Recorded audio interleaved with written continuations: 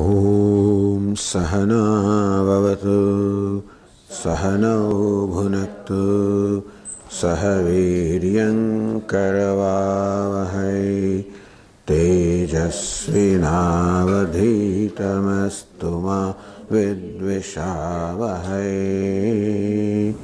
ॐ शान्ति शान्ति शान्तिः। ॐ पूर्णमदः पूर्णमिदं पूर्णात् पूर्णमुदच्यते पूर्णस्य पूर्णमादाय पूर्णमेवावशिष्यते। ॐ शान्ति शान्ति शान्तिः। श्रुतिस्मृतिपुराणानाम् आलयं करुणालयं नमामि भगवत्पादं शङ्करं लोकशङ्करं शङ्करं शङ्कराचार्यं केशवं बादरायणं सूत्रभाष्यकृतौ वन्दे भगवन्तौ पुनः पुनः। ईश्वरो गुरुरात्मेति मूर्तिभेदविभागिने व्योमवद्व्याप्तदेहाय दक्षिणामूर्तये नमः।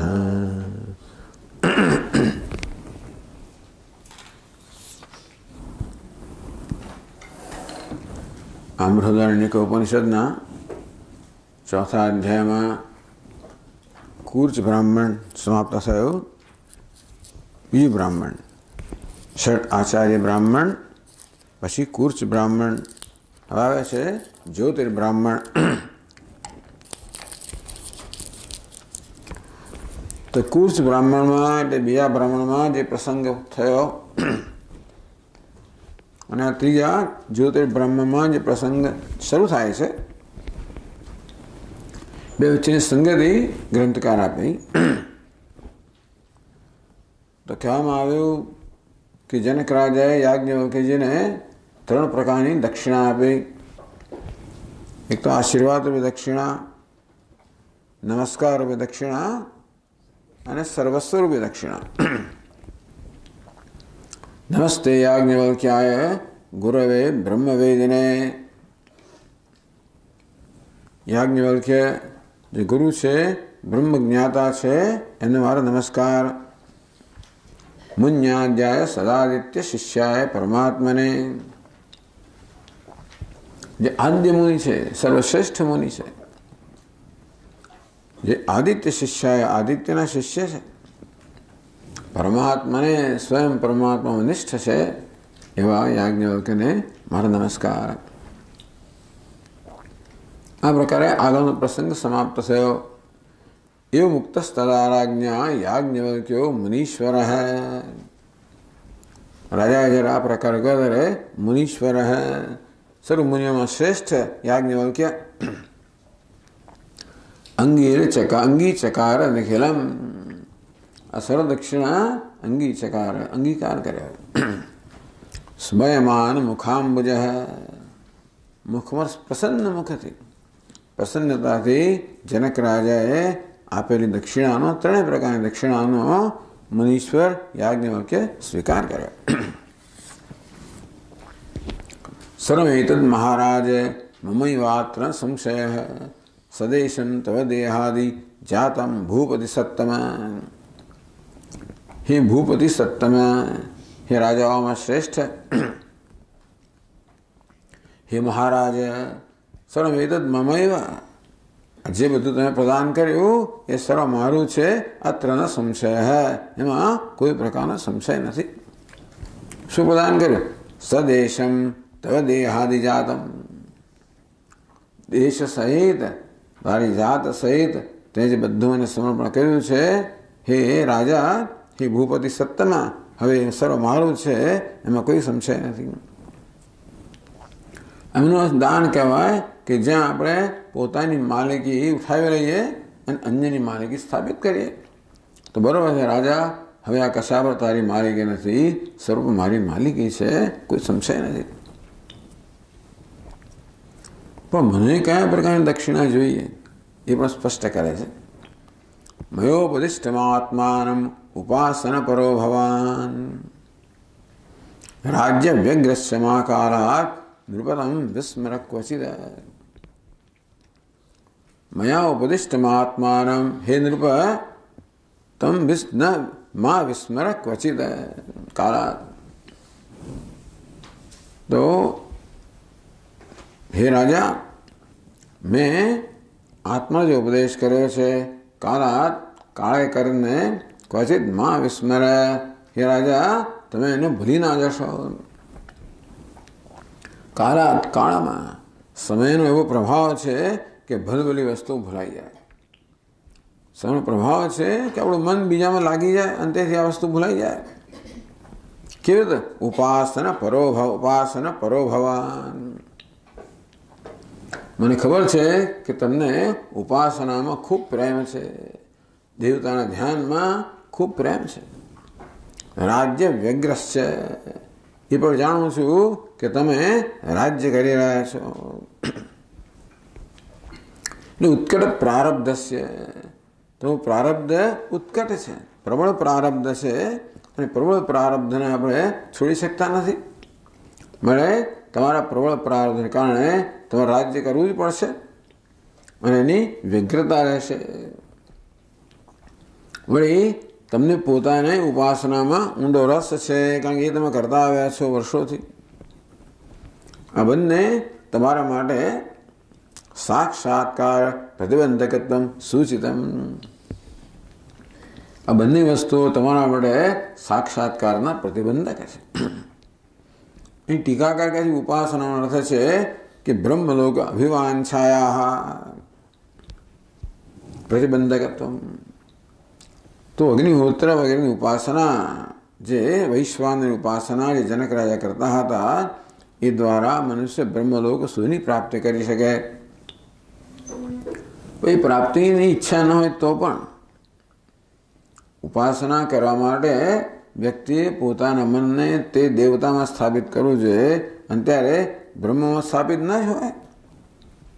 અંતેથી જનક રાજાને બ્રહ્મલોક ઈચ્છા હોય કે ના હોય, રાજ્ય કરવા દ્વારા પણ કશી ઈચ્છા હોય કે ના હોય, ભલે જનક રાજા નિષ્કામ હોય, પણ જ્યાં સુધી કર્મ કરે છે ત્યાં સુધી એ કર્મ એમના મનમાં કોઈનો કોઈ પ્રકારનો ખલેલ કે વિક્ષેપ પહોંચાડવાનો જ. ઉપાસના કરતી વખતે ચિત્તમાં ઉપાસ્ય દેવતાનું ધ્યાન થતું હોય ત્યારે બ્રહ્મનું ધ્યાન ના થાય. રાજ્યની વ્યગ્રતામાં રાજ્ય વિશેનું ચિંતન થતું હોય ત્યારે બ્રહ્મનું ચિંતન ના થાય. ઈશાએવ પરમારાજન દક્ષિણા મમ નાપરા. હે રાજન, અભીષ્ટ જે મને પ્રિય દક્ષિણા છે એ તો આ છે, બીજું કોઈ નહીં. આ બધું આપ્યું તો મેં લીધું, સારું છે, પણ મને પ્રિય દક્ષિણા આ છે. આત્માનમ યન મુદિતમ ત્વમ ન વિસ્મરસી કરહિચિત. જે આત્માનું મેં જ્ઞાન આપ્યું, હે રાજા, એ આત્માને કરહિચિત ક્યારેય પણ તમે ભૂલશો નહીં. ઇદમ સર્વમ મમૈ તત્સત ત્વયિ તિષ્ઠ કિંકરે. આ બધું મારું છે, અર્થાત મારી માલિકીનું છે, પણ હું થાપણ રૂપે મૂકું છું. કિંકરે, તો તું મારો કિંકર છે. હવેથી તે જાતે જાહેર કર્યું તમારો સેવક છે, તો રાજકાજ બધું તને સેવકને સોંપીને જાઉં છું, સંભાળ લેજો. મત આજ્ઞા અધુના રાજ્ય મમતા વિના શાસયામાં શાસય. અમાત્યાદિવત, મારી આજ્ઞાથી હવે જેમ અમાત્ય કે સચિવ કે મંત્રી જેવી રીતે બધો વહીવટ કરે તેવી રીતે મારી આજ્ઞાથી બધો વહીવટ તમે કરો. હવે મારી માલિકીનું છે. આમ મેવાડના રાજાઓ પણ એકલિંગીજી એ રાજ્યના માલિક. ઉદયપુરમાં ભલે એ રાજા એ હોય, માલિક કોણ છે? એકલિંગીજી છે. અને આ રાજાઓના સેવક તરીકે રાજ્ય કરે. गत्वा इदानीं पुनः राजन आगमिष्यामि कालतः। हे राजन, અત્યારે તો હું પાછો જઈ રહ્યો છું કાલતઃ, જ્યારે સમય બોલાવશે ત્યારે આગમિષ્યામિ, વળી પાછો આવીશ. इत्युक्त्वा याज्ञवल्क्यस्य जगाम स्वगृहं तदा। राज्ञा त्रैवर्णिकैः सार्धं प्रार्थितोऽपि समुत्सुकः। इति उक्त्वा आ प्रकारे कहीने याज्ञवल्क्य त्रैवर्णिकैः सार्धं राज्ञा प्रार्थितोऽपि। राजाની આ સ્વસંવેદા ત્રૈવર્ણિક બ્રાહ્મણ ક્ષત્રિય વૈશ્ય આ બધા સલાહકારો રાજાને સતત વીંટાળેલા જ રહેતા હતા. રાજા સલાહકારથી વીંટાળેલા, બધા રાજા એવા હોય. અમેરિકાનું પ્રેસિડેન્ટ મોટું એનું મંડળ આવે, બધા કેટલા લોકો આવે. બધા ભારતના પ્રાઇમ મિનિસ્ટર ક્યાંક જાય કેટલું બધું મોટું મંડળ હોય. કેટલા રાજકીય સલાહકારો હોય, આર્થિક સલાહકારો હોય, વિદેશી નીતિના સલાહકારો, કેટલા બધા લોકો હોય. બધી વાટાઘાટો થતી હોય, પ્રશ્નો ઉપસ્થિત થાય, ત્યારે વિમર્શ કરવાની જરૂર પડે, ત્યારે બધા જોઈએ. તેમ રાજા પણ રાજ્ય કરી રહ્યા છે, એના માટે આ બધા એમને જોઈએ. અને બ્રાહ્મણો પણ જોઈએ, ક્ષત્રિયો પણ જોઈએ. બ્રાહ્મણો કેવી રીતે બધું રાજકાજ કરવું, ક્ષત્રિયો કેમ રાજ્યનું રક્ષણ કરવું, વૈશ્યો કેમ રાજ્યમાં સમૃદ્ધિ વધારવી, આ બધા સહિત રાજાએ યાજ્ઞવલ્ક્યને રહેવાની પ્રાર્થના રહી જાઓ આપ. પણ સમુત્સુક એકાંત દેશમાં જવા માટે અત્યંત ઉત્સુક રાજાએ સ્વગૃહમ તદા જગામાં, રાજાને યાજ્ઞવલ્ક્ય તો પોતાના ઘરે પાછા ગયા. આ ગ્રંથકારે આ પ્રકારની સંગતિ આપી કે શું કરવા યાજ્ઞવલ્ક્ય પાછા આવ્યા. એટલે ઉપનિષદમાં તો કહ્યું કે કુર્ચ બ્રાહ્મણ પૂરું થયું અને પેલો સંવાદ સમાપ્ત થયો. જ્યોતિર્બ્રાહ્મણ શરૂ થાય એમાં વર્ણન કરે છે કેવી રીતે યાજ્ઞવલ્ક્ય પાછા આવ્યા. તો આપણે એ કંડિકા વાંચીએ. ચોથા અધ્યાયના ત્રીજા બ્રાહ્મણની પહેલી કંડિકા. બહુ લાંબુ બ્રાહ્મણ છે, ઘણી બધી કંડિકાઓ છે. પહેલી કંડિકા ભૂમિકા રૂપે છે એ કહે છે. તદુપરાંત આ 328 પાનું જે આપણે વાંચી રહ્યા છીએ એમાં ત્રીજી પાદ નોંધની અંદર પણ એ જ કંડિકા આપવામાં આવેલી છે, એનો પાઠ. जनकं हवै देहं याज्ञवल्क्यो जगाम समेने न वदिष्ये इति अतः यज्जनकश्च वैदेहः याज्ञवल्क्यश्च अग्निहोत्रे समुदाते तस्मै याज्ञवल्क्यः वरं ददौ सः कामप्रश्नमेव वव्रे तम् अस्मै ददौ तम् सम्राडेव पूर्वं पप्रच्छ. तो ज्योतिर्ब्राह्मण आ प्रकारे शुरू થાય છે. जनकम हवैदेहम याज्ञवल्क्यो जगाम. याज्ञवल्क्य है जनकम वैदेहम जगाम. कोई वक्त है याज्ञवल्क्य जी विदेह राजा वैदेह जनक पास गया, સભામાં ગયા. સમયને એમણે પહેલેથી વિચારી રાખ્યું હતું ન વધિષ્યેતી, આ વખતે હું જઈને કે બોલવાનો નથી, આ પ્રકારના મનમાં સંકલ્પ કરી રાખ્યો. પણ છતાં બોલ્યા, બહુ બધું બોલ્યા. તો એવું કેમ થયું? જ્યારે યાજ્ઞવલ્ક્ય મુનિએ સંકલ્પ કર્યો હું કંઈ બોલવાનો નથી. મૂળ તો શંકરાચાર્ય મહારાજ કહે કે ભાઈ યાજ્ઞવલ્ક્યના જવાનું પ્રયોજન શુદ્ધ યોગક્ષેમનું પ્રયોજન હતું. બ્રાહ્મણને સમય સમય પર એમનું જે કાર્ય કરવાનું હોય, એમના આશ્રમ હોય, શિષ્યગણ વગેરે હોય, અને તેથી એમને સમયે સમયે આ પ્રકારે વિત્તની જરૂર તો પડે છે. તો આવા રાજાઓ જે પ્રસિદ્ધ હતા એની પાસે જાય, રાજાએ સર્વ ઈચ્છાઓ પૂરી કરે, જરૂરિયાતો પૂરી કરે. હું કહીશ નહીં કે શેના માટે આવ્યો છું, બસ હું તો જઈશ માત્ર, એટલે ક્યાંય બોલીશ નહીં. પરંતુ છતાં યાજ્ઞવલ્કે ઘણું બધું બોલ્યા. આમ પોતાનો સંકલ્પ છતાં પણ એ સંકલ્પથી વિરુદ્ધ જઈને બોલ્યાનું કારણ શું? તો કહે છે અથ યજ્જનકસ્ય વૈદેહ યાજ્ઞવલ્ક્યસ્ય અગ્નિહોત્રે સમુદાતે.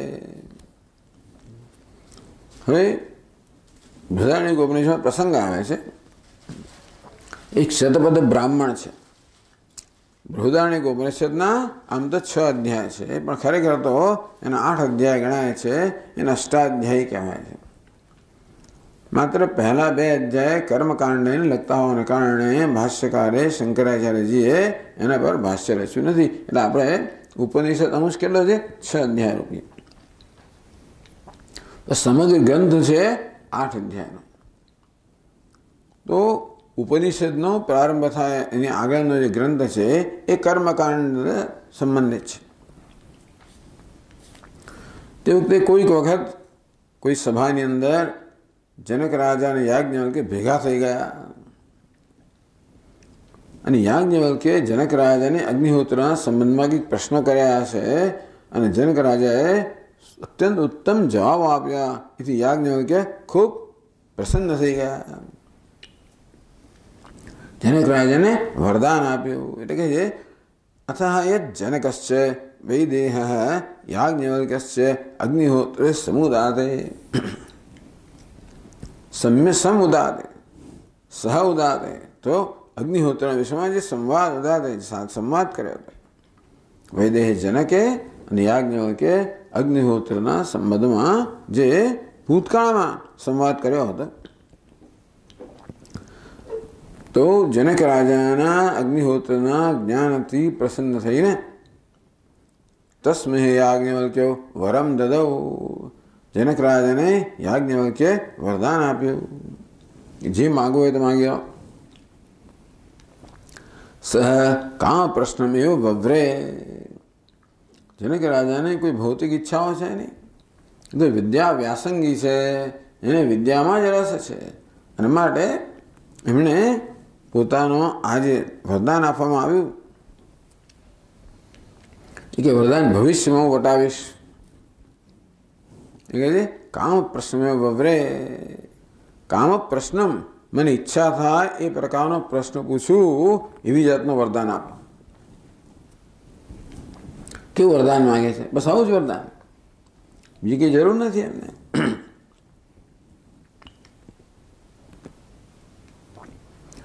તમ અસ્મૈ દદૌ.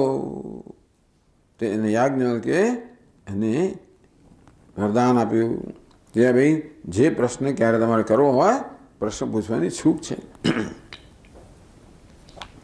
નહીતર તો આજ્ઞા લીધા વગર પ્રશ્ન પૂછી ના શકાય. પણ આજ્ઞા લેવાઈ ગઈ એવું માની લેવાનું, પ્રશ્ન પૂછવાની એમને છૂટ આપવામાં આવે. તમે સમ્રાટ એવા પૂર્વમ પપ્રત છે. એટલે આ સંવાદમાં આપણે જોઈએ છીએ કે રાજાએ મુનિની આજ્ઞા માગ્યા વગર સીધો જ પ્રશ્ન કર્યો. કારણ કે આગળ આ પ્રકારની ઘટના બની ગઈ હતી અને રાજાને પ્રશ્ન પૂછવાની છૂટ આપવામાં આવી હતી. અને કેમ? અને તો તેથી યાજ્ઞવલ્કે ઉત્તર આપવો જ પડે. યાજ્ઞવલ્કે કશું ન બોલવાનો સંકલ્પ કર્યો હોવા છતાં પણ રાજાને ઉત્તર આપવાનું કારણ શું? એ જ કે રાજાને આ પ્રકારે એક પ્રશ્ન પૂછવાનું વરદાન આપવામાં આવેલું. રાજાને છૂટ પ્રશ્ન પૂછવાની. તેથી એવું વરદાન આપ્યું હોવાને કારણે પછી તો એનું પાલન કરવું પડે. અને માટે યાજ્ઞવલ્કે પોતાના સંકલ્પને બાજુમાં રાખીને પણ રાજાના પ્રશ્નનો ઉત્તર આપ્યો. અવર્ણ પહેલી કંડિકામાં છે. એકવાર યાજ્ઞવલ્કે જનક રાજા પાસે ગયા. બસ આવું જ કહે છે અહીંયા. પેલો સંવાદ તો ભૂતકાળમાં બની ગયેલો અને એની પાસે એક પ્રશ્ન પૂછવા માટેની સ્વતંત્ર છૂટ હતી. એ પ્રશ્ન એમણે પૂછ્યો અને પછી સંવાદ આગળ ચાલ્યો. તો ગ્રંથકાર કેવી રીતે આ વસ્તુને જોડે છે કે યાજ્ઞવલ્કે કેમ ગયા, એ પોતે કારણ આપે છે. કેમ યાજ્ઞવલ્કે ગયા, કેમ રાજાએ પ્રશ્ન કર્યો. આગળ તો આત્મતત્વનો તો બ્રહ્મ તત્વનો ઉપદેશ કરવામાં આવ્યો હતો. હવે જાણવાનું શું બાકી હતું? એટલે ખરેખર તો જનક રાજાને જે ઉપદેશ કરવામાં આવ્યો હતો અને અભયમ વૈ જનક પ્રાપ્તો સી જાહેર કરવામાં આવ્યું કે હે જનક, હવે તમે નિર્ભયતાને પ્રાપ્ત થયા છો, મોક્ષને પ્રાપ્ત થયા છો. અને જનક રાજાએ પણ એનો સ્વીકાર કર્યો. અભયમ વૈ ગત્વા ગચ્છતા યાજ્ઞવલ્ક્ય, આશીર્વાદ કહેલો એ જ અભય આપને પ્રાપ્ત થા. આપને મારો નમસ્કાર હો, આપના સર્વસ્વ આપના ચરણે હો. એટલે જનક રાજા કૃતાર્થ થઈ ગયા. એ પ્રકારનું વર્ણન આવ્યું. તો હવે શું જાણવાનું બાકી હોય? તો કેમ જનક રાજા વડે એ જ વિષયમાં બીજી રીતે પ્રશ્ન કરે છે?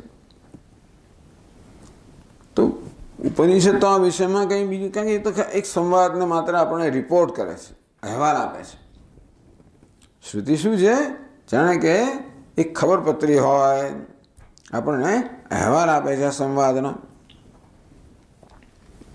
મેં કહ્યું તે પ્રમાણે શંકરાચાર્ય મહારાજ પણ આ વસ્તુ પર કોઈ એને કંઈ મહત્વ આપતા નથી, અથવા આને બીજું એથી વધારે સમજાવવાની જરૂર જોતા નથી. પણ એમને ક્યાં સંબંધ જોઈએ કે આગલા ગ્રંથની અંદર, પૂર્વ ગ્રંથની અંદર તો ઉપદેશ કરવામાં આવ્યો, છતાં ઉપદેશમાં હજી ઘણું બધું ઉમેરી શકાય એમ છે. એટલે પૂર્વ ગ્રંથમાં જે ઉપદેશ કરવામાં આવ્યો એને પૂર્ણ કરવા માટે હજી ઘણી આવશ્યકતાઓ છે, જેની ચર્ચા આપણે વ્યક્ત કરી. અને એટલા માટે શ્રુતિ આ ઉપદેશ ચાલુ રાખે છે. ઉપદેશ કરવા માટે સંવાદ જોઈએ, આખ્યાયિકા જોઈએ. એટલે શંકરાચાર્ય મહારાજના મત પ્રમાણે તો આખ્યાયિકા છે. એનું પ્રયોજન શું છે?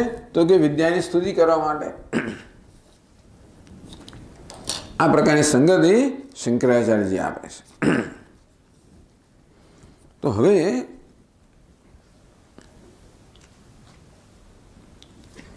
જેનો સંક્ષેપમાં બોધ કરવામાં આવેલો જાગ્રત, સ્વપ્ન, સુષુપ્તિ એ ત્રણના બાદ દ્વારા જે તુરીય તત્વનો સંક્ષેપમાં આગળના ગ્રંથમાં બોધ કરવામાં આવ્યો એનો જ વિસ્તારપૂર્વક બોધ કરવાનો છે, જેથી શ્રોતાને, જનક રાજાને નિત્ય અભય પ્રાપ્ત થાય. વળી પાછા ઘણી બધી શંકાઓ જન્મે વિપરીત જ્ઞાનની, અને તેથી આત્માનું અસ્તિત્વ સિદ્ધ કરવું પડે, દેહથી ભિન્ન છે એવું પણ બતાવવું પડે, શુદ્ધ છે, સ્વયં પ્રકાશ છે, અલુપ્ત શક્તિ સ્વરૂપ છે, નિરિત છે, આનંદ સ્વરૂપ છે, અદ્વિતીય છે, આ બધું કહેવામાં નથી આવ્યું. અને તેથી એ જ ઉપદેશને પૂર્ણ કરવા માટે એના આ બધા અંશ કહેવાની પણ આવશ્યકતા છે, માટે સંવાદ છે. એટલે આખ્યાયિકા છે ને મળે વિદ્યાનું દાન કેમ કરવું અને વિદ્યા ગ્રહણ કેમ કરવી એનો વિધિ દર્શાવવા માટે આખ્યાયિકા છે. કે ભાઈ વરદાન વગેરેની સૂચનાથી કે વરદાન આપવામાં આવ્યું. યાજ્ઞવલ્કે જનક રાજાને પૂર્વમાં વરદાન આપ્યું. જનક રાજાએ વરદાનને કારણે પછી પ્રશ્ન પૂછ્યો.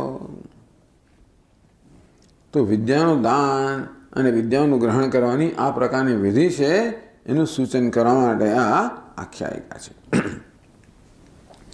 આ પ્રકારની સંગતિ ભાષ્યકાર આપે છે. મેં કહ્યું ગ્રંથકાર તો કથાકાર છે, આ પુરાણ છે, એના માટે કથા ચાલી રહી છે, એના માટે કથાની સંગતિ આપવી પડે. આગળ જે પ્રસંગ બની ગયો, હવે જે પ્રસંગ બની રહ્યો છે, બે શું સંબંધ છે? તો કથાનો જો સંબંધ જોઈએ તો યાજ્ઞવલ્કે ચાલી ગયા. કેમ ચાલી ગયા? વળી પાછા આવ્યા. કેમ પાછા આવ્યા? અને જનક રાજાને બધો ઉપદેશ કર્યો, એમને જ્ઞાન થઈ ગયું, અને છતાં કેમ પ્રશ્ન કર્યો? તો શંકરાચાર્ય મહારાજ કહે છે કે ભાઈ હજી બીજા પાસા ઘણા જાણવાના બાકી છે, જાણવાનો પ્રશ્ન કર્યો. જરા ગ્રંથકાર બીજે સમજાવે છે. એટલે આગળ કહેવામાં આવ્યું, હે જનક રાજા, મારી અભિષ્ટ દક્ષિણા તો એ છે કે મેં જે ઉપદેશ કર્યો છે એને તમે એનું વિસ્મરણ ના થવું જોઈએ. જે પ્રકારનું તમારું જીવન છે, જ્યાં આ રાજ્ય કરવાની વ્યગ્રતા છે, જ્યાં ઉપાસના મળવાનો પ્રેમ છે, એને કારણે બંને કારણે આ જ્ઞાનમાં કે આત્મનિષ્ઠામાં પ્રતિબંધક આ બંને બની શકે, અને તેથી ભૂલાઈ જવાની સંભાવના છે. એ પ્રકારે ચેતવણી આપીને ગયેલા કે જનક રાજાના કિસ્સામાં કેવી રીતે આત્મતત્વ ભૂલાઈ જવાની સંભાવના છે. એ પ્રકારે જ થયું. એ પ્રકારની સંગતિ આપે છે. અને યાજ્ઞવલ્કે નાની ખબર પડી ગઈ કે રાજા ભૂલી ગયા છે, અને તેથી પોતાના શિષ્ય પર ઉપકાર કરવા માટે વળી સ્વયં પાછા આવે છે. આવું ગુરુઓ કરતા હોય છે. એમ તો વિષ્ણુ પુરાણની અંદર પણ જે બધી કથા આવે છે, કઈ છે નિદાગ અને રૂભુ નિદાગની કથા આવે છે ગુરુ અને શિષ્યની. તો ગુરુ 2-3 વાર પાછા આવે છે.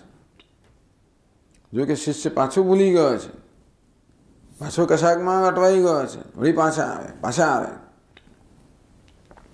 જ્યાં સુધી શિષ્ય જ્ઞાનમાં નિષ્ઠા પ્રાપ્ત ન કરે ત્યાં સુધી ગુરુજી એનો ઉપદેશ કરે. અહીં પણ ગુરુજીની આ પ્રકારની ભાવના છે કે શિષ્યનું કલ્યાણ થવું જોઈએ. એવડો ઉપદેશ તો કર્યો, પણ વળી પાછો શિષ્ય ભૂલી ગયો છે, અંતેથી વળી પાછું એને સ્મરણ કરાવવા માટે યાજ્ઞવલ્કે ફરી આવ્યા. આ પ્રકારનો આપણે સંગતિ અહીં ગ્રંથકાર બતાવે છે. તો ટીકા કરે છે 231 શ્લોકથી 328 પાના પર. એવં ગત ગ્રંથેન સંક્ષેપેણ ઉક્તસ્યાત્મન વિસ્તરેણ નિરૂપણ પરસ્ય. ભાષ્યકાર જે પ્રકારની સંગતિ આપે છે એ સંગતિ અહીંયા ટીકા કરે છે. એવં ગત ગ્રંથેન, જે ગ્રંથ ગયો એટલે પૂર્વ ગ્રંથમાં, સંક્ષેપેણ ઉક્તસ્યાત્મન, આત્માજન વિશે સંક્ષેપમાં કહેવામાં આવ્યું. જાગ્રત, સ્વપ્ન, સુષુપ્તિ, આ 3 અવસ્થા કે વિશ્વ, તેજસ, પ્રાજ્ઞ, આ 3 નિષેધ દ્વારા નાંત પ્રજ્ઞમ ન બહિષ્પ્રજ્ઞમ એમ કરીને જે તુર્ય તત્વનો સંક્ષેપમાં ઉપદેશ કરવામાં આવ્યો.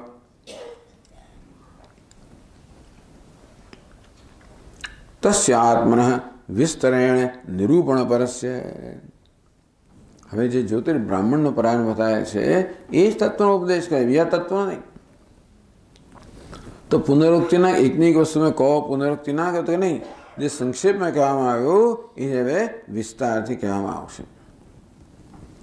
વ્યાસ અને સમાસ પદ્ધતિ અને વ્યાસ પદ્ધતિ. સમાસ એટલે સંક્ષેપમાં, વ્યાસ એટલે વિસ્તારથી. જ્યોતિર્બ્રાહ્મણ સાથમ ષડભિ શતૈ ઉપબ્રહ્મયન 600 શ્લોકની અંદર આ જ્યોતિર્બ્રાહ્મણમાં જે ઉપદેશ કરાવો 600 શ્લોકમાં વિસ્તારથી કહે છે. એમાં જે કથાનક છે તો હું જલ્દી એ બહુ ઓછા શ્લોકોમાં કહી દઈશ. તત્વ છે એનો વિસ્તાર કરશે. તત્ર પ્રથમ કંડિકાયા અર્થમ નિરૂપયતી. તો આ ત્રીજા બ્રાહ્મણની પહેલી કંડિકા જે આપણે વાંચી, જનક વૈદેહમ યાજ્ઞવલ્ક્યો જગામય જે કંડિકા વાંચી, એનો અર્થ છે એનું નિરૂપણ કરે છે. ગત ઇતિ 22 શ્લોકૈ, 22 શ્લોકની અંદર આ પ્રથમ કંડિકામાં કહેવામાં આવ્યું એ આપણને સમજાવે છે. ગત ઇતિ તો કહે છે ગતે મુનીશ્વરે રાજા રાજ્ય વ્યગ્રોથ કાલતઃ वैश्वानरात्मविद्यायां कुशलस्तत्परोऽपि च याज्ञवल्क्येन मुनिना स्वोपदिष्टं सविस्मृतः।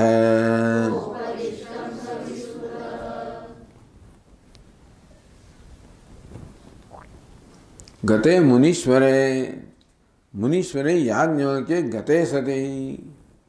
आ प्रकारे राजाने कहीने कि राजा जीकी तमे मने प्रदान कर्युं छे सर मारुं छे, मारा किंकर रूपे हवे तमे राज्यनो कारभार करो। हूँ जाऊँ छुं अने वળી समय आवशे मळशे तो पाछो आवीश एम करीने मुनीश्वरे याज्ञवल्क्ये गते सती। मुनीश्वर याज्ञवल्क्ये आ प्रकारे ज्यारे गया त्यारे राजा राज्य व्यग्रोध कालतः वैश्वानरात्मविद्यां कुशलः तत्परोऽपि च। जे प्रकारनो डर याज्ञवल्क्यजीने हतो के राजा वળી पाछो उपासनाओ पड़ी जशे, वળી पाछो राज्य करवामां व्यग्र थई जशे अने आ आत्मतत्व तो भूली एवुं ज बन्युं। राज्य व्यग्रत्वात् तो राज्य करवानी व्यग्रता ने कारणे अने वળી वैश्वानरात्म विद्यानां कुशल तत्परोऽपि च। वैश्वानर ने आत्मविद्या वैश्वानर छे एने आत्मरूपे एनी उपासना करवी, अहंग्रह उपासना कि हूँ वैश्वानर छुं। ए प्रकारे वैश्वानर छे अग्निहोत्र जे कर्म छे एना अधिष्ठान देवता अग्नि एनी ज वैश्वानर एनी उपासना। हूँ वैश्वानर छुं रीते आत्म तादात्म्य सहितनी उपासना। वैश्वानर आत्मविद्यायां कैसे के अग्निहोत्र देवतायाः अग्नेः अग्निहोत्र जे कर्म छे एना देवता कोण छे अग्नि। यत् परम रूपम वैश्वानर विराट आदि संज्ञम। अग्नि जे सर्वश्रेष्ठ रूप है અને વૈશ્વાનર કહેવાય કે વિરાટ કહેવાય। ટૂંકમાં ઈશ્વર જ વાસ્તવમાં આ સમગ્ર નામ રૂપાત્મક જગતમાં અભિવ્યક્ત થયો છે। એ જ અગ્નિ રૂપ છે। વૈશ્વાનર કહો કે વિરાટ કહો, ભગવાનનું જે સ્થૂળ રૂપ છે એનો જ અધિષ્ઠાન દેવતા અગ્નિ છે। આજે પૃથ્વીલોક છે અધિષ્ઠાન દેવતા અગ્નિ છે, अंतरिक्ष लोक अधिष्ठान देवता वायु है, स्वर्ग लोक अधिष्ठान देवता सूर्य है। तो तेथी जे वैश्वानर है, विश्व है, विराट है, जे स्थूल जगत है एना अधिष्ठान देवता अग्नि है, एनु सर्वश्रेष्ठ रूप है वैश्वानर। वैश्वानर एटले जे सर्वनो आत्मा सर्वत्र व्याप्त है। कि विराट ए पण जेनी संज्ञा है, नाम है, तस्य आत्मत्वेन એટલે વૈશ્વાનર આત્મવિદ્યાયામ। વૈશ્વાનર કહો કે વિરાટ કહો એનું આત્મતયા ચિંતન કરવું, ધ્યાન કરવું। હું વૈશ્વાનર છું એટલે અહંગ્રહ ઉપાસના કહેવાય। હું વૈશ્વાનર છું, હું વિરાટ છું। તો આવું આ પ્રકારે વૈશ્વાનરનું કે વિરાટનું આત્મરૂપે ચિંતન કરવું એને જ વૈશ્વાનર વિદ્યા કહેવામાં આવી। रूपायां वैश्वानर्यं कुशलत्वेन राजा एमां अत्यंत कुशल है। तत्परत्वात् जेमां कुशलता होय, जेमां आनंद आवतो होय, मन एमां स्वाभाविक जतुं रहे। जे सहेली वस्तु होय ने, जे पेलो अघरी वस्तु होय एने छोड़ीने जे सहेलुं होय अने जेमांथी आपणने सरळताथी आनंद आवतो होय एवो विकल्प सामे मन पसंद करवानो। એટલે કંઈ કરતા વોટ્સએપ તરત જોઈ લેવાય કે હા જો આમાં શું આજે આવ્યું છે, કયો નવો વિડીયો આવે છે, કઈ નવી બધી ટૂચકાઓ આવે છે, શું છે વગેરે। સહેલું છે ને, મનને ગમે એવું છે। એટલે આપણે કોઈ ગંભીર કામ કરતા હોય તો પણ જરા થોડુંક આ બાજુ થોડું વિષયાંતર કરી લઈએ। તેવી રીતે રાજાને પણ આ વૈશ્વાનર વિદ્યાની અંદર ખૂબ પ્રેમ હતો અને એમાં એ કુશળ હતો. પ્રેમ તો ખરો પણ કુશળ હતો. બહુ સરળતાથી પોતાનું ધ્યાન કરી શકતા હતા અને એનો રસાસ્વાદ લેતા હશે અને તેથી સ્વાભાવિક રીતે મન એમાં જતું રહે.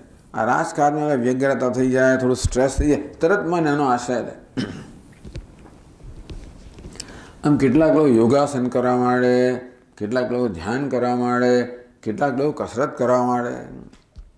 હવે જ્યારે સ્ટ્રેસ થઈ જાય ને ત્યારે કંઈક એનો આવી રીતે કશો ને કશો બીજો માર્ગ લોકો શોધે. કોઈ વળી ચા પીએ, કોફી પીએ, બીડી પીએ, દારૂ પીએ, જેવું જે પ્રકારની કંઈ ટેવ પાડી હોય. આ બધી વસ્તુઓ જે છે એ સ્ટ્રેસમાંથી, વ્યગ્રતામાંથી મુક્ત થવા માટે છે. તો રાજાને આ પ્રકારનો શોખ હતો. વ્યગ્રતામાંથી મુક્ત થવા માટે એ વૈશ્વાનરનું ચિંતન કરે. બહુ ઉત્કૃષ્ટ આ પ્રકારનું જે છે એ તો બહુ ઉત્કૃષ્ટ વસ્તુ છે. અને છતાંય પણ આત્મતત્વથી તો નિકૃષ્ટ ખરો. તેથી કુશલત્વ તત્પરત્વાદ ઉપાસન નિષ્ઠત્વાદ આવત. રાજાની નિષ્ઠા ઉપાસના વધારે હતી આત્મતત્વ કરતા. યાજ્ઞવલ્ક્યેન મુનિના સ્વોપદિષ્ટમ સ વિસ્મૃત. યાજ્ઞવલ્ક્યોપદિષ્ટમ અર્થમ વિસ્મૃત. યાજ્ઞવલ્કે જે તત્વનો ઉપદેશ કરેલો આત્મતત્વ સ્વ, આત્મનો ઉપદેશ કરેલો વિસ્મૃત. કિંચિત વિસ્મૃતવાન ઇત્યર્થ. કંઈક અંશે ભૂલી ગયા, પૂરેપૂરો નહીં ભૂલી ગયા, કંઈક અંશે ભૂલી ગયા. તો વિસ્મૃતનો અર્થ શું થાય? આમ તો વ્યાકરણ દ્રષ્ટિએ જોવા જઈએ તો વિસ્મૃત એટલે જે ભૂલાઈ ગયું છે તે. ભૂતકૃદન, ભૂતકૃદન ને પાસ્ટ પાર્ટિસિપલ, હા એટલે કર્મણી. વિસ્મૃત જે ભૂલાઈ ગયું છે તે. પછી તો મુનિના વિસ્મૃત. યાજ્ઞવલ્ક્યેન સ્વોપદિષ્ટમ સહ વિસ્મૃત. આ વિસ્મૃત છે એ સહનું વિશેષણ છે. તો જે ભૂલાઈ ગયો છે તેઓ તે એ તો ગોઠવાય જ નહીં ને. ટીકા કહે વિસ્મૃત હેતી આદિકર્મણેથી કર્તરિક્ત. તો કે જ્યારે કર્મથી પ્રારંભ થતો હોય ત્યારે આ ત પ્રત્યય, ત પ્રત્યય એ આમ તો નહીં કર્મના અર્થમાં લાગે, પણ આ વિશેષ રૂપમાં, વિશેષ સંજોગોમાં એ કર્તાના રૂપમાં પણ લાગે. વિસ્મૃત જે ભૂલાઈ ગયો છે ને, જે ભૂલી ગયો છે તે એવો અર્થ કરવાનો. સહ વિસ્મૃત. એ રાજા ભૂલી ગયા.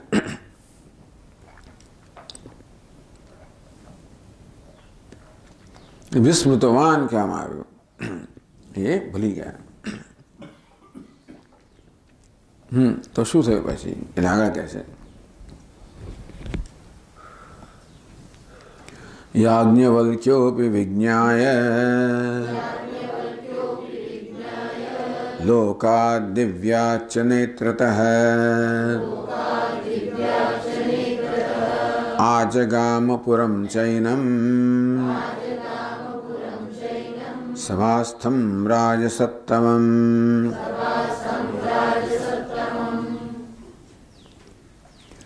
યાજ્ઞવલ્ક્ય વિજ્ઞાય, યાજ્ઞવલ્ક્યને પણ આ વસ્તુની જાણ થઈ ગઈ. કેવી રીતે? લોકાત દિવ્યાચ નેત્રતઃ. લોકાત લોકો પાસેથી એમને સમાચાર મળ્યા. તદ્રાજ્ઞ વૃત્તમ લોકમુખાદ. તો રાજા જે કરી રહ્યા છે એના સમાચાર લોકમુખાદ બીજા લોકો પાસેથી મળ્યા એમને. દિવ્યાચ નેત્ર, દિવ્ય નેત્રથી, દિવ્ય દૃષ્ટિ તશ્ચ. યાજ્ઞવલ્ક્ય મહારાજની વિશેષતા છે. દિવ્ય દ્રષ્ટિથી પણ જોઈ લીધું કે જનક રાજા પોતે કરેલો ઉપદેશ કંઈક અંશે ભૂલી ગયા છે. અને સાંભળવામાં પણ આવ્યું કે ભગવાન આ તો બસ રાજકાટમાં પડી ગયા છે અને આખો દાડો માઇન્ડ ધ્યાન કર્યા કરે છે. લોકો પાસે એમાં સમાચાર મળ્યા. વિજ્ઞાય આ પ્રકારે જાણીને આ જગામાં પુરમ ચૈનમ સભાસ્થમ રાજસત્તમમ. જનકરાજપુરમ, આ જગા પુરમ ને જનકરાજપુરમ. जनक राजे नगरी जे छे त्यां आगळ आ जगामां आवी गया, सामे चालीने आवी गया। राजा त्यारे कहे छे सभास्तम राजसत्तमम, राजा पोतानी सभामां छे अने श्रेष्ठ राजा छे। तो हवे ए पहेला शुं एमणे विचार्युं हतुं ए वात पछीना श्लोकमां छे। एवं संकल्प्य मतिमान् न वदिष्याम्यनेन हि वक्ष्यामि वा मुना तर्हि ब्रह्मैवोक्तं न चापरम्।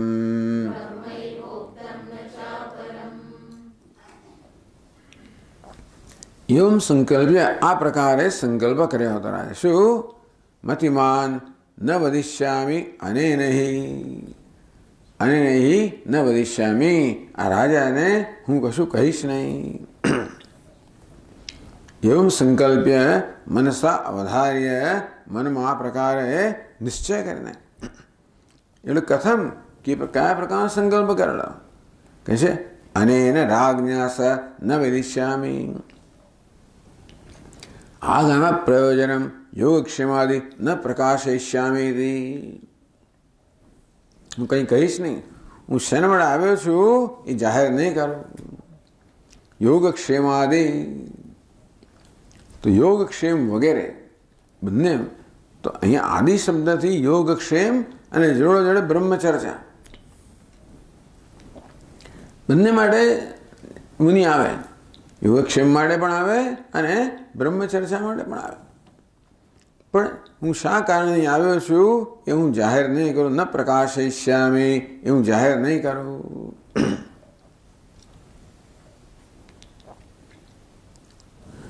तो टीका एतेन श्रुतौ न वदिष्येति मेने इति अन्वयः सूचितः।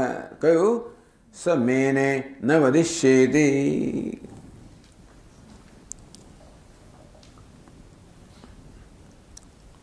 कयो त्रीजी पादनोदमां स मेने न वदिष्येति। स मेने आ याज्ञवल्क्ये आ प्रकारे विचार करो न वदिष्ये हूँ कहीं बोलीश नहीं इति अन्वय सूचित है। पण जो ए शब्दों ने बीजे पण सम एनेन वदिष्येति एवुं पण थाय। ए वळी आ ग्रंथकारनी पोतानी एमनी पोतानी मौलिकता छे के सम एनेन वदिष्ये सम वदिष्ये एनेन सम वदिष्ये सम्यक वदिष्ये। तो कहीश तो सारी वस्तु कहीश એટલે ब्रह्म विद्याની વાત કરીશ તો આમ તો એ લૌકિક વાત નહીં કરો, વાત કરીશ તો શ્રેષ્ઠ વસ્તુની વાત કરીશ એવો પણ અર્થ કાઢ્યો કે નહીંતર હવે ત્યાં આગળ જુદું કારણ આપવામાં આવ્યું, અહીંયા તો કેમ બોલ્યા એ પ્રકારનો સંકલ્પ કરીને આવ્યા હોય તો એ બોલ્યા કેમ? તો કે આવો સંકલ્પ બે પ્રકારનો હતો। સંકલ્પના બે અંશ હતા। એક અંશ છે કે એમને કોઈ આવી લૌકિક વાતો નહીં કરું, परंतु ब्रह्म विद्यानो विषय है तो हूँ बोलीश पण खरो। एम करने आ ग्रंथकार याज्ञवल्क्य जी केम बोल्या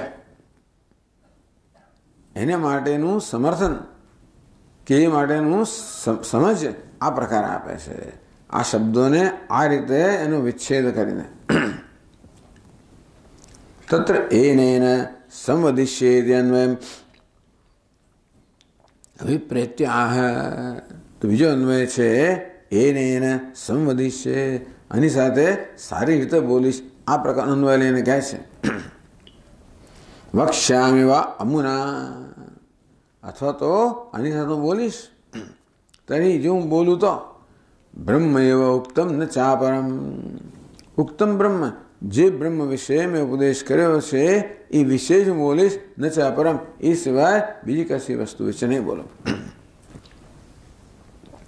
अथवा उक्तम पूर्वोपदिष्टम ब्रह्मैव अमुना स संवादेन वक्ष्यामि प्रकटीकरिष्यामि।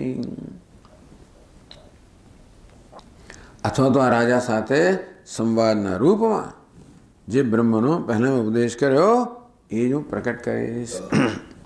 वक्ष्यामि कही शब्द પ્રકટ કરીશ. એ જ વસ્તુ એ પણ કહી દીધું કે આ બ્રાહ્મણમાં કોઈ નવી વસ્તુ નથી. જે ઉપદેશ કરવામાં આવ્યો એ જે સંક્ષેપમાં કરવામાં એનો જ વિસ્તાર છે. એટલે એ જ એટલે કહ્યું કે ઉક્તમ બ્રહ્મ એવ ઉક્તમ બ્રહ્મ એવ વક્ષ્યામિ ન છે અપરમ. જે આગળ પૂર્વ ઉપદિષ્ટમ પૂર્વમાં એનો ઉપદેશ કરવામાં એ જ બ્રહ્મ આની સાથે સંવાદના રૂપમાં હું કહીશ. બીજું કાંઈ નહીં. ક્યાં તો નહીં બોલું કે બોલું તો બ્રહ્મ વિશે તો બોલીશ, પણ કેવું બ્રહ્મ? જેનો ઉપદેશ આગળ કરવામાં આવ્યો એ જ બ્રહ્મ વિશે બોલીશ. એટલે કોઈ એમ ના માનવું કે હવે બીજી કશાનો ઉપદેશ થઈ રહ્યો છે. આ ઉપદેશની પદ્ધતિ એટલી જુદી છે ને કે આપણે સમજ જ ના પડે કે આગળ જે કહ્યું ને આને કોઈ સંબંધ જ ના જણાય ને. આગળ તો આપણને અવસ્થાત્રયના વર્ણન દ્વારા નિષેધ દ્વારા તુરી તત્વનો ઉપદેશ કરવામાં આવ્યો નેતિ દ્વારા. ईश आदेश नीति आदेश है. अगृह्यो नहीं गृह्यते शीरो नहीं शीर्यते એમ કરીને તો અહીં જે ઉપદેશ આપે તને જુદી જ રીતે આપે છે. કોઈને એમ લાગે આ તો કંઈ જુદી વસ્તુ કહેતો કે નહીં, એ જ બ્રહ્મનો ઉપદેશ, એ જ તત્વનો ઉપદેશ છે, એ ધ્યાનમાં રાખ, એ જ વિશે કહીશ. એટલે કે એ તત્વનો જ ઉપદેશ છે એવું ગ્રંથકાર આપણને સમજાવે છે.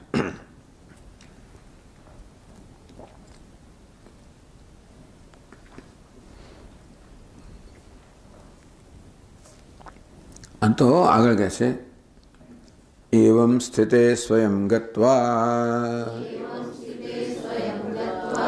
રાજાનમતિ ધાર્મિકમ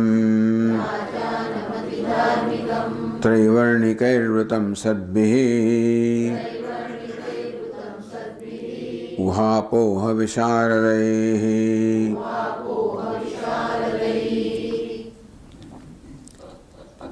એવમ સ્થિતે એટલે શું? એવમ વર્ણિતે સંકલ્પે સ્થિતે દૃઢીકૃતે સતી. આ પ્રકારે જે સંકલ્પનું વર્ણન કરવામાં આવ્યું કે એની સાથે હું કાંઈ નહીં બોલીશ તો માત્ર બ્રહ્મ વિશે જ વાત કરીશ જેનો આગળ ઉપદેશ કરવામાં આવ્યો. આ પ્રકારે એવમ સ્થિતે આ સંકલ્પ જે છે એ દૃઢીકૃતે સતી દ્રઢ સંકલ્પ છે. એવું નહીં કે જરા જરામાં છૂટે એવો સંકલ્પ નથી, દ્રઢ સંકલ્પ છે. ગઈકાલે વાંચતા હતા આપણા વિનોબા ભાવેના બધા નાનપણના પ્રસંગોમાં કે એમને વર્ધા આશ્રમ જવાનું કહ્યું એટલે વર્ધા આશ્રમ ગયા. એ પહેલાં સાબરમતી આશ્રમ રહે ગાંધીજી સાથે. ત્યાં તો રોજ કાંતવું પડે, કાંતે ખરા પણ શું કામ રોજ કાંતવાનું? એમને મનમાં એવું થયું કાંતે રોજ શું કામ કાંતવું જોઈએ? એટલે એવા પ્રકારના કોઈ નિશ્ચયથી નહીં, આ તો બાપુએ કહ્યું છે મળે કાંતવાનું. ત્યાં વર્ધા ગયા પછી ગાંધીજીએ એમને પત્ર લખ્યો કે હજી તને કેમ કાંતવું જોઈએ એના વિશેનો નિશ્ચય જન્મ્યો નથી. એ ખરેખર તો મારો જ દોષ છે કે એ પ્રકારનો નિશ્ચય હું તારામાં કરાવી શકું એ મારો દોષ છે. આ તો બિચારા એકદમ બહુ દુઃખી થઈ ગયા. અરે મારે કારણે ગાંધીજીને એમ લાગે કે અરે મારો દોષ છે તો બહુ ખોટું કહેવાય. ત્યારે નિશ્ચય કર્યો કે હું રોજ 1 કલાક કાંતીશ, બસ નિશ્ચય. 25 વર્ષ સુધી 1925થી મળીને 1950 વર્ષ સુધી એક પણ દિવસ પાડ્યો નહીં. અને કેટલી યાત્રાઓ કરતા હતા, ભૂદાન વગેરેની કેટલી યાત્રાઓ, કેટલો બધો એમનું કાર્ય, કેટલા વ્યસ્ત. છતાંય આ તો કરવાનું છે. માદા પડે તો આ નહીં છોડવાનું. હવે મહાપુરુષનો દ્રઢ સંકલ્પ જરા છૂટી ના જાય કે ના હું તો માદો પડે કાલે કરી લઈશ, આજે સમય નહીં મળે, મારે આજે આટલું બધું કામ કરવાનું છે. નહીં, સંકલ્પ લીધો તો લીધો. એટલે એવમ વર્ણિત સંકલ્પ સ્થિત દૃઢીકૃતે સતી. આ પ્રકારનો સંકલ્પ જેના મનમાં દ્રઢ થઈ ગયો છે. યાજ્ઞવલ્ક્યજીએ સ્વયં રાજાનમ અતિ ધાર્મિકમ રાજાનમ સ્વયં ગત્વા આ મહાન કરુણા બતાવે છે. ગુરુજીની અત્યંત કરુણા બતાવે છે કે સામે ચાલીને શિષ્ય પર ઉપકાર કરવા મળે ગયા, બાકી એમનું કોઈ કારણ નથી. શું કહો આટલી લાંબી યાત્રા કરવી જોઈએ? પરંતુ સામે ચાલીને શિષ્ય પર ઉપકાર કરવા માટે ગયા. એ રાજામાં કેવું છે? અતિ ધાર્મિકમ.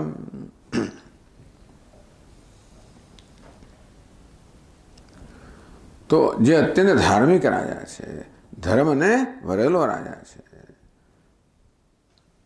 ત્રિવર્ણિકૈ વૃતમ, એ સભામાં રાજા તો કે ત્રિવર્ણિકૈ બ્રાહ્મણ, ક્ષત્રિય, વૈશ્ય આ ત્રણેય વર્ણના એમના સલાહકારોથી વીંટળાયેલા. કેવા સદભિહી, એ કેવા છે બધા? સત્પુરુષો છે. એ ત્રણેય વર્ણના એમના સલાહકારો પણ સત્પુરુષો છે. ઉહાપોહ વિશારદૈ, સલાહકાર કેવા હે? ઉહ અપોહ વિશારદ.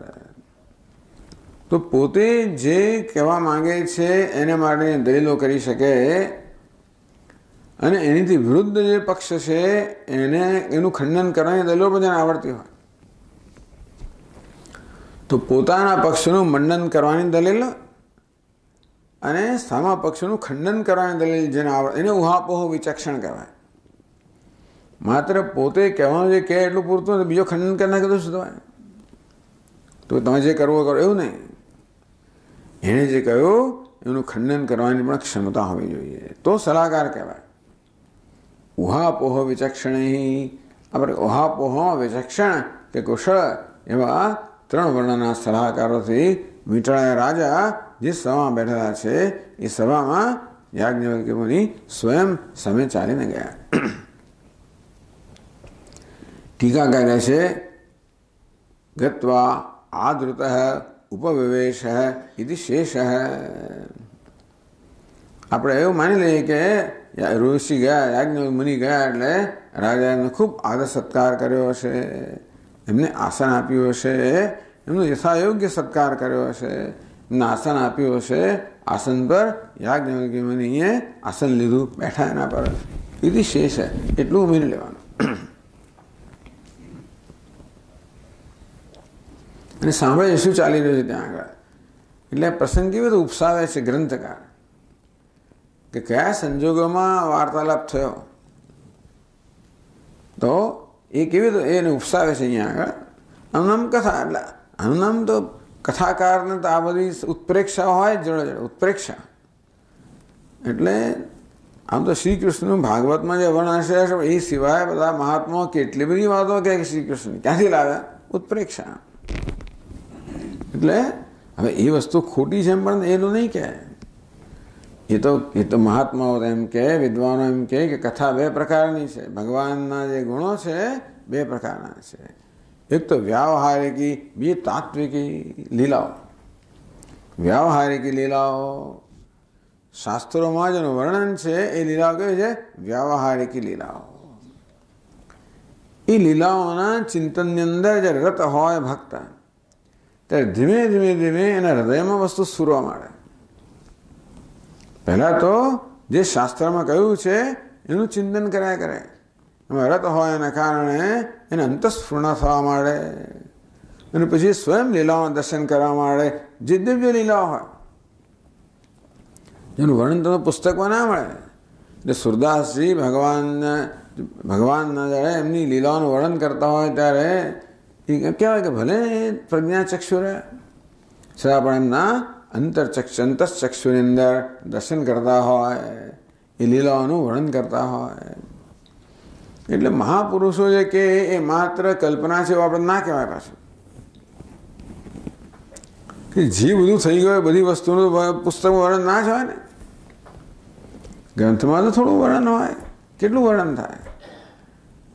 ભગવાન કૃષ્ણ તો સવારથી ઉઠીને સામે શું શું કરતા હોય બધું. આટલા વર્ષે અમે શું શું ના કર્યું હોય. તો મહાપુરુષો એ બધી લીલાઓના દર્શન કરે અને એનું વર્ણન કરે. તેવી રીતે આ મહાપુરુષો પણ આ બધું વર્ણન કરે છે એટલે માનીએ કે ચાલો એમની એવી દ્રષ્ટિમાં હશે. સમર્થ રામદાસ સ્વામી જ્યારે રામાયણની રચના કરતા હતા એમના દર્શન કરે, કથા કરતા હતા. વર્ણન કરે કે હનુમાનજી અશોક વાટિકામાં ગયા, અશોક વૃક્ષ પર બેઠેલા છે અને ત્યાં આગળ અશોક વાટિકામાં ત્યારે તો ચાંદની ફેલાયેલી છે અને બધા પુષ્પો બહુ સ્પષ્ટ રીતે દેખાય. રાત્રે નહીં દેખાય છે રીતે પણ ત્યારે પૂર્ણ ચંદ્રમા છે, ચાંદની ફેલાયેલી છે એના માટે એ વાટિકામાં જે છે એનો સ્પષ્ટ દર્શન કરી શકાય. અને વર્ણન કરે વાટિકા કેવી સુંદર છે, કેવા સુંદર સફેદ પુષ્પો છે, એવું વર્ણન કરે. ત્યારે ગુપ્ત રૂપથી હનુમાનજી સાંભળી રહ્યા છે. કથા પૂરી થઈ એટલે ગયા સમર્થ પાસે કે આ તમે જે કહ્યું બધું ખોટું કહ્યું.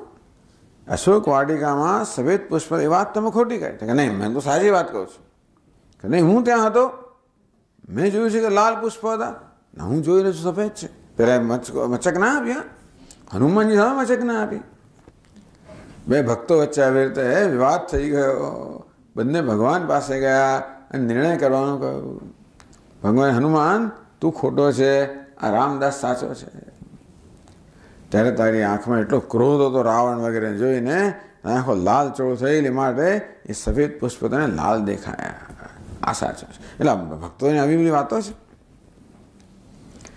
એટલે ભક્તો જે કહેતા હોય મહાપુરુષો એ માત્ર કપોલ કલ્પિત છે.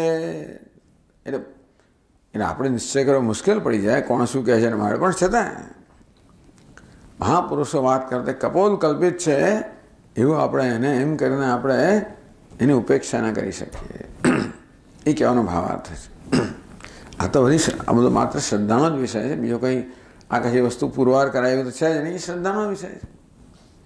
તુલસીદાસ મહારાજ કે ભાઈ અમારા ગુરુજીના ચરણના નખની જ્યોતિનું ધ્યાન કરવાથી મારા મનમાં જે પ્રકાશ પડે એમાં હું ભગવાનના લીલાનું દર્શન કરું. એટલે એ જે લખી રહ્યા છે આપણે સાંભળીએ છીએ એ તો એમનું પોતાના દર્શન હોય.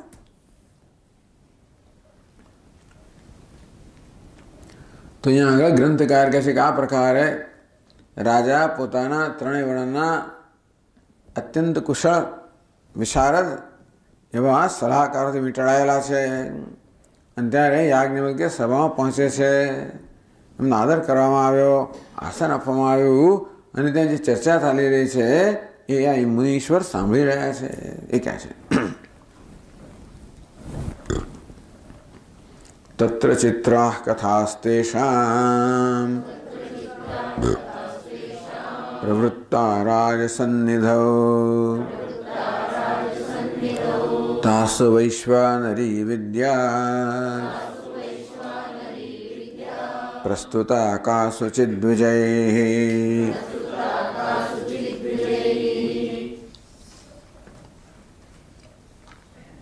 તત્ર તેષાં રાજસન્નિધૌ ચિત્રાઃ કથાઃ પ્રવૃત્તાઃ. તો વિદ્વાનો છે ને રાજાની સન્નિધિમાં જુદા પ્રકારની ત્યાં આગળ વાતો થઈ રહી છે. ચિત્રાઃ કથાઃ, ભિન્ન ભિન્ન પ્રકારની કથાઓ, ભિન્ન ભિન્ન પ્રકારની વાર્તાલાપ થઈ રહ્યો છે.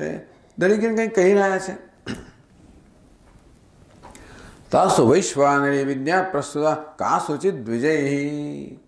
એમને કેટલાક કાસુચિત દ્વિજૈઃ એટલે કાસુચિત ને કાસુચિત કથાસુ પ્રવૃત્તાસુ. કાસુચિત દ્વિજય સાથે ના જાય પણ કાસુચિત કથાસુ પ્રવૃત્તાસુ એવું માની લેવાનું. તો તત્ર રાજ સદસી સનિધૌ ઉપવિષ્ટૈઃ ત્રૈવર્ણિકૈઃ. રાજાની સભામાં રાજાની સન્નિધિમાં જે વિદ્યમાન છે બધા ત્રણ વર્ણના એમના વિદ્વાન સલાહકારો.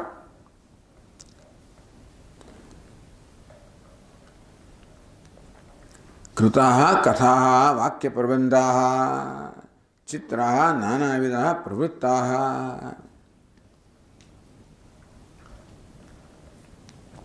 કોણ કથા કરી રહ્યું છે? પેલા ત્રય વર્ણિકો કથા કરી રહ્યા છે. એ લોકો બોલી રહ્યા, રાજા સાંભળી રહ્યા છે અને વિદ્વાનો કંઈ કંઈ કહી રહ્યા છે. અને બધી વિચિત્ર એટલે કે વિવિધ પ્રકારની ત્યાં આગળ ચર્ચાઓ ચાલી રહી છે. વાક્ય કથા વાક્ય પ્રબંધ. કથા એટલે વાક્ય પ્રબંધ. નાનાવિધા ચિત્રા પ્રવૃત્તા. આવી બધી વાતો ત્યાં આગળ વ્યવસ્થિત વાક્ય પ્રબંધ જેમ તેમ નહીં વ્યવસ્થિત વાત ચાલી રહી છે. એટલે કોઈ વિષયને લઈને એને સરસ રીતે રજૂ કરવામાં આવે એને કથા કહેવાય. આ પ્રકારે રાજાની આસપાસ વીંટળાયેલા એમના વિદ્વાન સભાસદો છે એ ભિન્ન ભિન્ન વિષયો પર આ પ્રકારે કથા કહી રહ્યા છે અથવા તો વર્ણન કરી રહ્યા છે. તાસુ કથાસુ કાસુચિત પ્રવૃત્તાસુ. સતી સપ્તમી. આ પ્રકારની કથાઓ જ્યારે થઈ રહી છે આ પ્રકારના જ્યારે આવી રીતે વિદ્વાનો જ્યારે પોતે જાણે છે વસ્તુ કહી રહ્યા વિવિધ વિષય પર. દ્વિયૈ વૈશ્વાનરી વિદ્યા પ્રસ્તુતા. એ પ્રસંગે વૈશ્વાનરી અગ્નિહોત્ર દેવતા સંબંધીની કથા પ્રસ્તુતા પ્રવર્તિતા. ત્યારે વળી એવો પણ પ્રસંગ આવ્યો જ્યારે કોઈક બ્રાહ્મણે કોઈક વિદ્વાને વૈશ્વાનરી વિદ્યા, વૈશ્વાનર પર જે ધ્યાન કરવાનું હોય, ઉપાસના હોય એ વિષય એ વળી એ પ્રસંગ છેડ્યો અને એનું વર્ણન કરવા માંડ્યું. અગ્નિહોત્ર દેવતા સંબંધીની કથા. કોણ છે વૈશ્વાનર? અગ્નિહોત્રના જે અગ્નિ દેવતા છે એને સંબંધ એટલે એના અધિષ્ઠાન દેવતા જે વૈશ્વાનર છે એની કથા એટલે કે એની ઉપાસનાના વિષયનો પ્રસંગ ત્યારે કોઈક બ્રાહ્મણે વિદ્વાને છેડ્યો.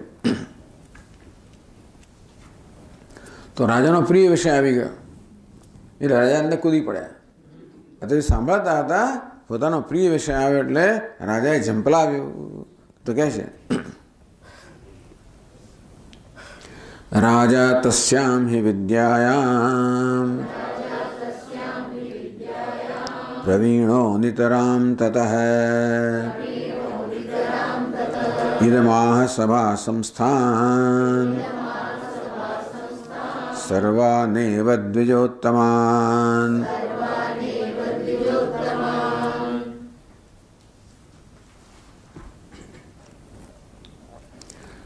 રાજા તસ્યા વિદ્યામ નિતરામ પ્રવીણ.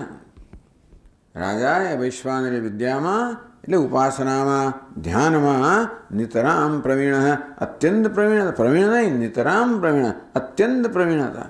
ટૂંકમાં બધા જે વૈશ્વાનરી વિદ્યાની ચર્ચા કરતા એમના કરતાં વધારે પ્રવીણ હતા. એટલે જે પેલા બ્રાહ્મણો કે વિદ્વાનો વૈશ્વાનર વિશે કહેતા હતા એના કરતાં વધારે પ્રવીણ હતા. તસ્યામ અગ્નિહોત્ર સંબંધિન્યામ વિદ્યામ નિતરામ પ્રવીણ તતઃ ઇદમ સભા સંસ્થાન સર્વાનેવ દ્વિજોત્તમાન ઇદમ આહ. તેથી રાજા બધાને એક પડકાર ફેંક્યો, બધાને ચેલેન્જ આપી. ઇદમ આહ સભા સંસ્થાન, સભામાં રહેલા સર્વાનેવ દ્વિજોત્તમામ, સભામાં રહેલા સર્વ જે દ્વિજોત્તમ બ્રાહ્મણ શ્રેષ્ઠ બધા હતા એમને રાજાએ આ પ્રકારે કહ્યું. અત્યાર સુધી કંઈ ના કહ્યું. આ વૈશ્વાનરી વિદ્યાનો પ્રસંગ આવ્યો ત્યારે આ પ્રકારે કહ્યું.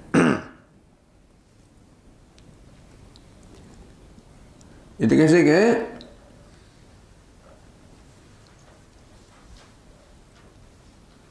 ઇદમાહ, એમણે આ કહ્યું. આ એટલે શું? તો એને પછીના શ્લોકમાં કહે છે ઇદમ પદનોક્તમ રાજવાક્યમ અભિનયતી. રાજાએ આ કહ્યું. શું કહ્યું? એ રાજાનું વાક્ય છે. એ જ આપણા ગ્રંથકાર સમજાય કે વર્ણન કરે છે. એનામેથી એનામ જાનામ્યહમ વિદ્યામ કૃષ્ણામાહુતિધારિણીમ ફલૈર્બહુવિધૈર્યુક્તામ બ્રહ્મલોકફલપ્રદામ.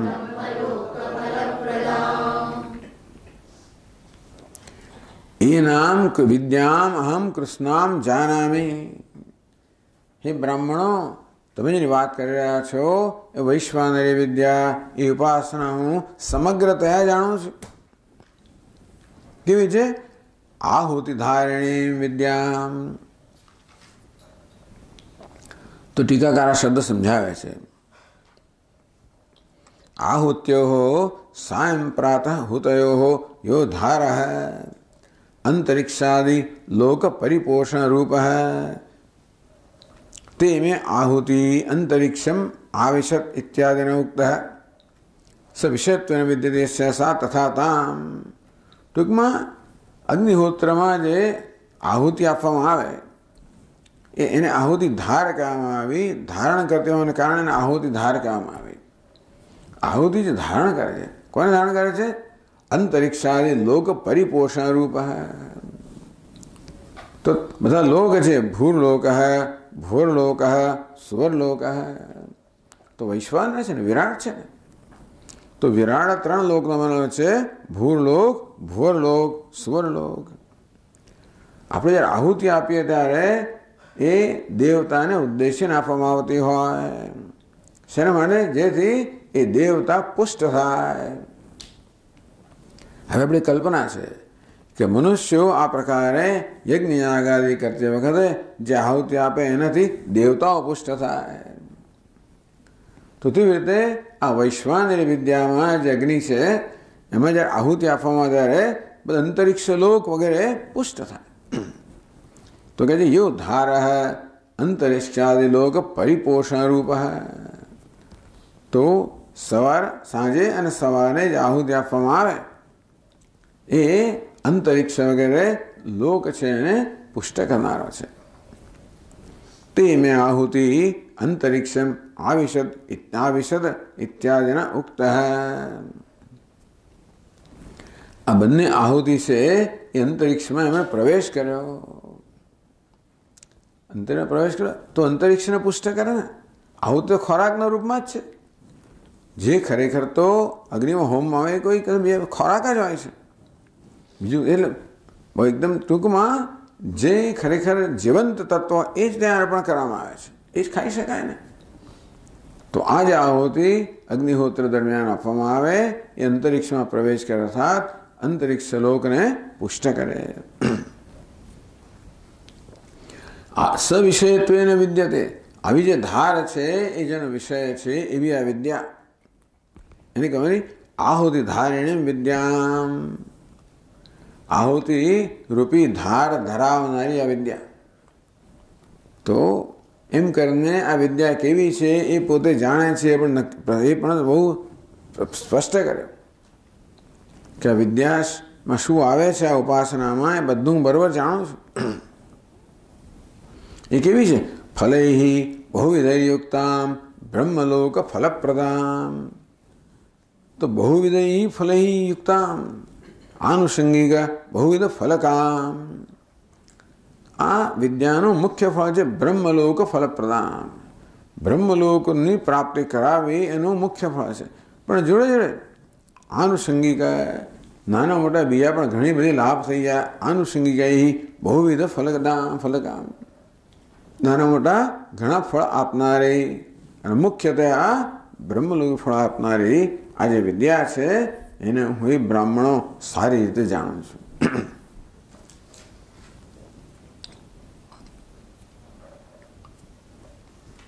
હવે આ જ રીત છે, બધી પદ્ધતિ. વિદ્વાનો વચ્ચે આ પ્રકારની ચર્ચાઓ થાય, એકબીજાને પડકાર ફેંકે. આ તો બધા રાજાને સલાહ કરે, રાજાએ પણ પડકાર ફેંક્યો કે પોતે પણ વિદ્વાન છે એટલા માટે. એટલે એ જમાનાની અંદર વિદ્વાનો વચ્ચે જે પ્રકારની ચર્ચા ચાલતી હશે એમાં કેવી રીતે જેમ પેલો મલ્લો એકબીજાને પડકાર ફેંકે ને એ વિદ્વાનો પણ આગળ પણ આવી ગયું કે યાજ્ઞવલ્ક્ય કેવો પડકાર ફેંક્યો કે સભામાંથી જેને જે પ્રશ્ન પૂછ્યો એ પૂછ્યો તો હું જે પ્રશ્ન પૂછ્યો ઉત્તર આપવા તૈયાર થાવ, બેમાંથી એકેમાં કોઈ તૈયાર ના થયું. આવું જ કે અત્યારે જનક રાજા કરી રહ્યા છે. તો કહે છે અત્ર ત્રૈવર્ણિકો યસ્તુ જાનાતિ સતુ પૃચ્છતુ મામેતામથવાહમ તમ પૃચ્છામિ વદતાધિ મે.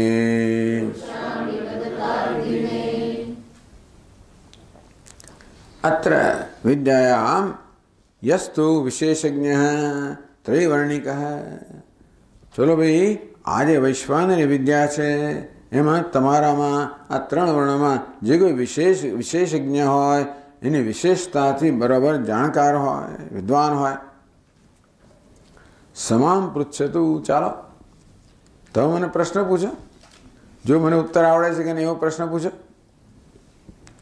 સમામ પૃચ્છતું.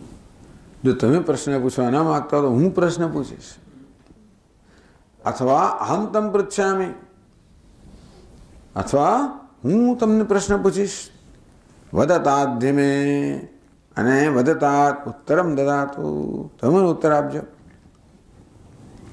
આ પ્રકારે રાજાએ આ આખા ચર્ચામાં ઝંપલાવ્યો. તો શું થયું પછી કહે છે,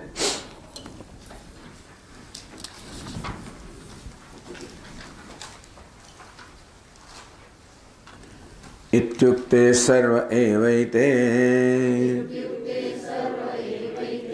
सभास्था वर्णिनस्तदा वक्तुं प्रष्टुं च राजानं समर्थानो भवन्नमुम्.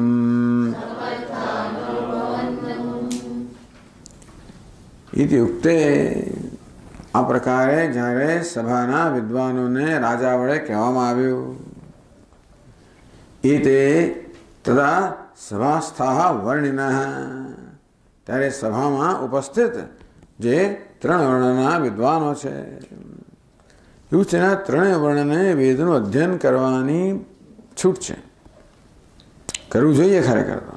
એટલે ત્રૈવર્ણિક કહે છે. શૂદ્રને વેદના અધ્યયનનો અધિકાર નથી, બ્રાહ્મણને, ક્ષત્રિયને, વૈશ્યને છે.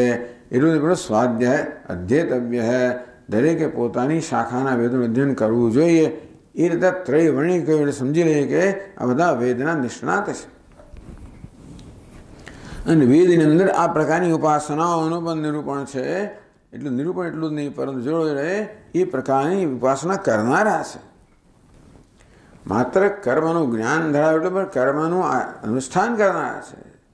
ઉપાસનાનું જ્ઞાન નહીં પણ ઉપાસનાનું અનુષ્ઠાન કરનારા છે, એ પ્રકારના વિદ્વાનો છે. એટલે બધાએ પણ એ પ્રકારની ઉપાસના કરતા હશે ખરા, પણ હજી રાજા જેટલી પહોંચ એમની નથી. એ ઉપાસના કરતાં કરતાં રાજાએ જે પ્રકારની સિદ્ધિઓ પ્રાપ્ત કરી છે એ પ્રકારની ત્યાં સુધી આ લોકો પહોંચ્યા નથી. એટલે સભાસ્થા વર્ણિનઃ તદા વક્તુમ પ્રષ્ટુમ ચ રાજાનં સમર્થા ન અભવન અમુમ. તેથી બધા જે વિદ્વાનો હતા એ રાજાને કંઈ કહેવા માટે, રાજાએ કહ્યું હું તમને પ્રશ્ન કરું, તમે ઉત્તર આપો. તૈયાર થાય નહીં. તમે મને પ્રશ્ન કરો, હું ઉત્તર આપીશ. વક્તુમ પ્રષ્ટુમ, રાજાને ઉત્તર આપવા માટે કે રાજાને પ્રશ્ન પૂછવા માટે, સમર્થા ન ભવન અમુમ, આ રાજાને પ્રશ્ન પૂછવા માટે કે ઉત્તર આપવા માટે સમર્થ ન થયા. આ પ્રકારની ભૂમિકા રચાય. આ બધું જ આ ગ્રંથકારનું પોતાનું એક મૌલિક પ્રદાન છે કે કયા સંજોગોમાં યાજ્ઞવલ્ક્યને બોલવાની ફરજ પડી કે બોલ્યા. એ સંજોગો માટેની આગળ એક ભૂમિકા રચવામાં આવી. આપણે આવતીકાલે જોઈશું કે કેવી રીતે આગળ એનો સંવાદ ચાલ્યો. ઓમ પૂર્ણમદઃ પૂર્ણમિદં પૂર્ણાત પૂર્ણમુદચ્યતે પૂર્ણસ્ય પૂર્ણમાદાય પૂર્ણમેવાવશિષ્યતે. ઓમ શાંતિ શાંતિ શાંતિ. શંકરં શંકરાચાર્યં કેશવં બાદરાયણં સૂત્રભાષ્યકૃતૌ વંદે ભગવन्तૌ પુનઃ પુનઃ. ઈશ્વરો ગુરુરાત્મેતિ મૂર્તિભેદવિભાગિને વ્યોમવદ્વ્યાપ્તદેહાય દક્ષિણામૂર્તયે નમઃ. ઓમ શાંતિ શાંતિ શાંતિ. હરિ ઓમ. શ્રી ગુરુભ્યો નમઃ. હરિ ઓમ.